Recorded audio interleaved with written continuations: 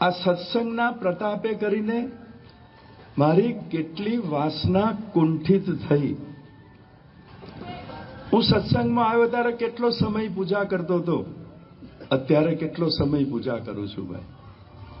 મહારાજ કહે છે કે નિત્ય પાછા વળીને વિચાર કરવાનો.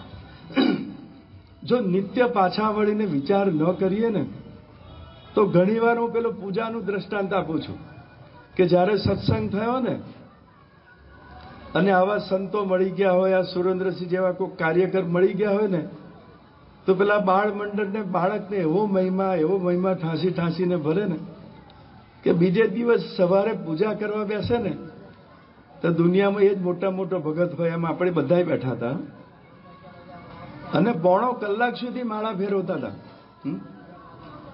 આજે 21 વર્ષના વાણા વાઈ ગયા ભાઈ. આજે બધાને પ્રશ્ન પૂછીએ કે આપણી પૂજા પોણો કલાકમાંથી કલાકની થઈ? કેટલાની થઈ ભાઈ? હાથ ઊંચો કરો. પોણો કલાકમાંથી કલાકની થઈ? બધાનો એક જ જવાબ આવશે કે પોણો કલાકમાંથી 20 મિનિટ થઈ. જો આ 20 વર્ષના સત્સંગ પછીની આપણી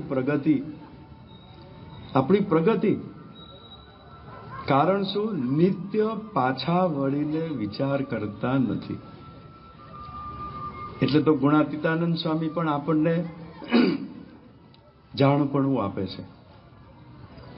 ગુણાતીતાનંદ સ્વામી કહે છે કે જે સત્સંગી હોય, જો આજે બંને જણા સત્સંગીને જ પકડે છે, જે સત્સંગી હોય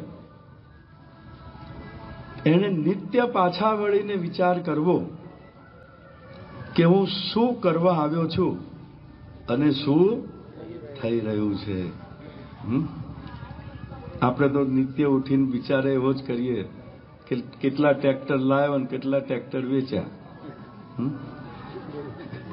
કેટલું દૂધ કાઢ્યું ને કેટલું દૂધ ભર્યું. ઉંદેલનો 2મો નંબર છે પહેલો.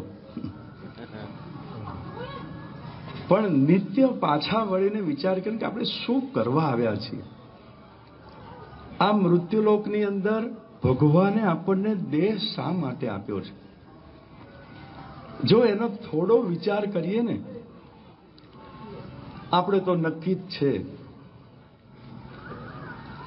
ગુણાતીતાનંદ સ્વામીની પેલી વાત છે ને કે આપણો જન્મ 2 વાત સિદ્ધ કરવા માટે થયો છે. આપણો જન્મ 2 વાત સિદ્ધ કરવા માટે થયો છે. કઈ 2 વાત?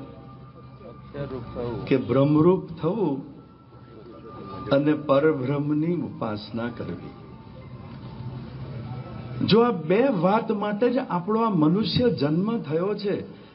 આપણા મહાપુરુષો, આપણા શાસ્ત્રો છાતી ઠોકીને કહે છે કે આપણો જન્મ 2 વાત સિદ્ધ કરવા થયો છે, બ્રહ્મરૂપ થવું અને પરબ્રહ્મની સેવા કરવી.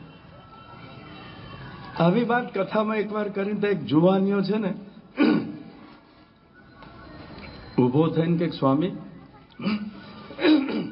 અમારો જન્મ 2 વાત સિદ્ધ કરવા થયો છે કે છે. મેં કહ્યું ભાઈ કઈ 2 વાત? તારી કઈ જુદી છે? સર કે હા કે છે અમારો જન્મ 2 વાત સિદ્ધ કરવા થયો છે. જેમ ગુણાત્યાન સ્વામી કહે છે ને કે આપણો જન્મ 2 વાત સિદ્ધ કરવા થયો છે. કયું? તો કે બ્રહ્મરૂપ થવું અને પરબ્રહ્મની સેવા કરવી.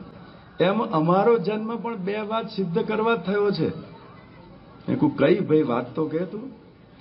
તા કે છે કે સ્ત્રી રૂપ થવું ને છોકરાની સેવા કરવી. આ 2 વાત સિદ્ધ કરવા જ અમારો જન્મ થયો છે કે છે ભાઈ. જો આખી જિંદગી આપણે આ જ કરીએ છીએ ભાઈ, આ જ કરીએ છીએ. આ સંસાર વ્યવહારમાં ડૂબી ગયા છીએ અને શ્રીજી મહારાજ આ પૃથ્વી ઉપર પધાર્યા ને ભાઈ. આ શ્રીજી મહારાજે પોતે પૃથ્વી ઉપર પધારીને એક દિવ્ય સંકલ્પ કર્યો છે કે મારે અનંત જીવોનું કલ્યાણ કરવું છે. એ બિચારા અનંત જીવોનું કલ્યાણ કરવા આવ્યા અને આપણે જે કલ્યાણના ભોગી છીએ ને એ બીજી દિશામાં ચાલીએ છીએ. અને એટલા માટે આ પાટોત્સવ એટલા માટે છે આજે આપણને આપણા જીવનના દરેક કાર્યોની પાછા વળીને વિચાર કરવાનો આ દિવસ છે ભાઈ. આજે આપણે વિચાર કરવાનો છે કે આપણે ભગવાનને અર્થે કેટલું કામ કર્યું, આ સંતને અર્થે કેટલું કામ કર્યું, આ કુટુંબને અર્થે કેટલું કામ કર્યું, આપણા સગાવાલા માટે કેટલું કામ કર્યું, અને કલ્યાણ કરવા માટે જ આપણે નીકળ્યા છીએ ને. કલ્યાણ કરવું છે ને ભાઈ. અક્ષરધામમાં જવું છે. અક્ષરધામ જવું હોય હાથ ઊંચો કરો. 50% હાથ ઊંચા થયા ભાઈ. એને એમ લાગે છે કદાચ અત્યારે ઉપાડી જાય તો.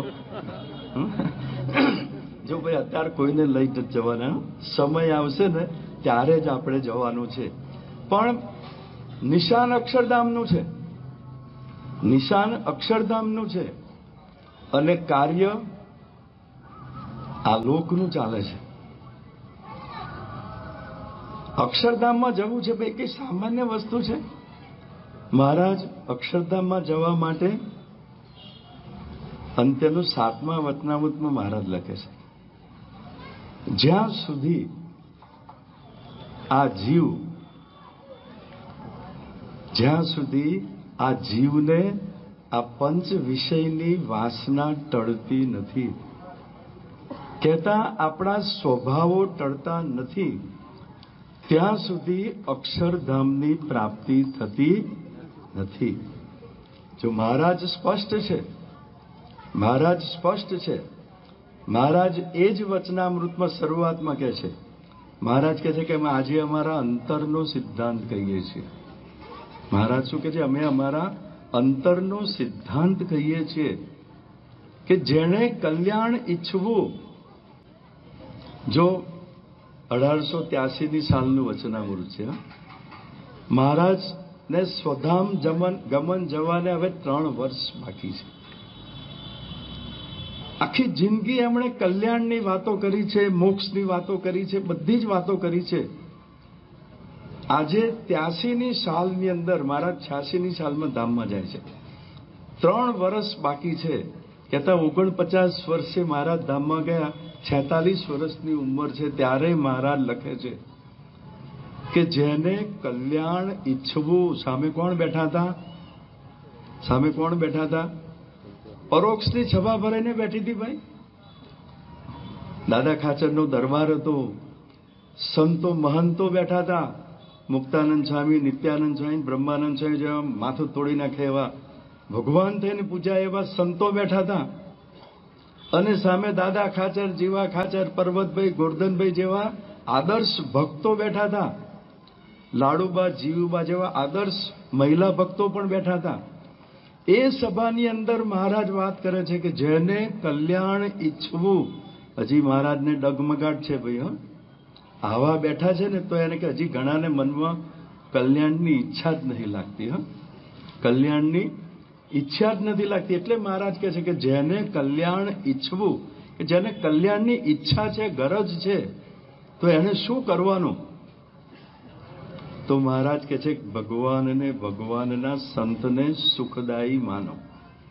પહેલી કલમ કે ભગવાનને તો સુખદાયી માનીએ આપણે, પણ મહારાજ કહે છે કે સંતને પણ, એવા જે સંત, જે ગુણાતીત સંત છે, જે ધર્મ, જ્ઞાન, વૈરાગ્ય અને એકાંતિકી ભક્તિએ યુક્ત છે, સ્ત્રી ધનના ત્યાગી છે, ભાગવતના 64 લક્ષણે યુક્ત છે, અને એનું આધ્યાત્મિક જીવન, એની આધ્યાત્મિકતાની જે ઊંચાઈ ઉપર બેઠા છે ને, એવા જે સંત હોય ને, મહારાજ કહે છે કે એવા જે સંત, અને સ્વામિનારાયણ ભગવાન કહેતા પૂર્ણ પુરુષોત્તમ નારાયણ, સર્વ અવતારના અવતારી, સર્વ કારણના કારણ, સર્વ કરતા સર્વોપરી એ ભગવાન. કે ભગવાન અને ભગવાનના સંત સુખકારી મનાય. કે ભગવાનને, ભગવાનના સંત જે કંઈ આપણને કહે છે ને, જે કંઈ કહે છે ને, એ આપણા સુખ માટે છે, આપણા કલ્યાણ માટે છે, અને આપણને સુખી કરવા માટે છે. જો મહારાજની આજ્ઞા કહો કે આ ગુણાતીત પુરુષની આજ્ઞા કહો ને, એ આજ્ઞા છે ને, આપણને ક્યારેય દુઃખી કરવા માટે નથી હોતી, આપણને સુખી જ કરવા છે. કહે છે કે દાસના દુશ્મન હરિકેદી હોય નહીં, એને દુઃખી કરવા નથી, પણ એણે આપેલી મર્યાદાઓનું ભંગ કરીએ ને. સ્વામિનારાયણ ભગવાને શિક્ષાપત્રી આપી, એ શિક્ષાપત્રીની આજ્ઞાનું ઉલ્લંઘન કરીએ ને એટલું દુઃખ. મહંત સ્વામી મહારાજે સત્સંગ દીક્ષા ગ્રંથ આપ્યો, આપણી વ્યવહારની શુદ્ધિ માટે આપ્યો છે, આધ્યાત્મિક શુદ્ધિ માટે આપ્યો છે. એ સત્સંગ દીક્ષા ગ્રંથ પ્રમાણે જીવન જીવીએ ને એટલું સુખ, અને એની બહાર જઈએ એટલું દુઃખ. એણે આપેલી મર્યાદાઓને આપણે પાળીએ ને તો આપણે સુખી થઈએ છીએ. સુખી કહેતા આ જગતના સુખની વાત નથી ભાઈ, એ ભગવાનને ભગવાનના સંતનું સુખ, અને એ સુખ ભોગવતા ભોગવતા એની આજ્ઞા પાડતા પાડતા આમ આનંદ કિલ્લોલ કરતા કરતા ભગવાનના ધામમાં અક્ષરધામમાં બેસી જઈએ ને તો જો મહારાજ આપણું કલ્યાણ કરવા માટે આવ્યા છે, અને આ મહાપુરુષો આપણને આ બધી વાતો કર્યા કરે છે ને, તો હવે એ દિશાની અંદર આપણે જવું છે. ગુણાતીતાનંદ સ્વામીએ 5મા પ્રકરણની પહેલી વાત લખી. ગુણાતીતાનંદ સ્વામી એટલે કે આવા ભગવાન મળ્યા, આવા સંત મળ્યા, આવા રૂડા સત્સંગની પ્રાપ્તિ થઈ, પછી કરવાનું શું છે? જો આપણા બધા માટેનો આ વિષય છે. આપણને એમ લાગે છે ને કે આપણે આ સત્સંગ કરીએ છીએ ને, ભક્તિ કરીએ છીએ ને, સેવા કરીએ છીએ ને, માળા કરીએ છીએ, પ્રદક્ષિણા કરીએ છીએ, દંડવત કરીએ છીએ કે ને, ભગવાનને રાજી કરવા માટે, સંતને રાજી કરવા માટે આટલા આપણે સાધનો કરીએ છીએ, પણ